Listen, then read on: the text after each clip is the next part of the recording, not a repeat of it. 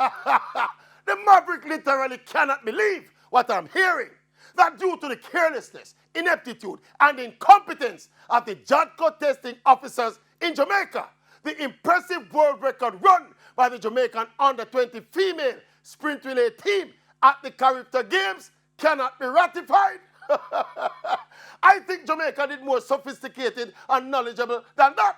We're not supposed to be making this kind of blunder in this sport at this level. We're bigger than that in track and field.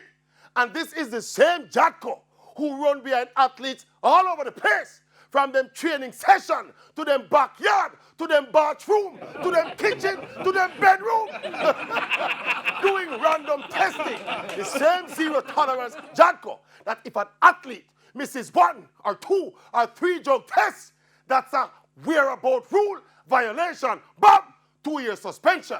In this case, the JADCO officers never had to run behind anyone. All the girls were right there at the stadium ready for testing. The JADCO officers obviously did not know the rules. They never tested one of the girls, and it cost Jamaica a glorious world record. What an embarrassment. We need to give JADCO a 4-year ban. Pick up top right now.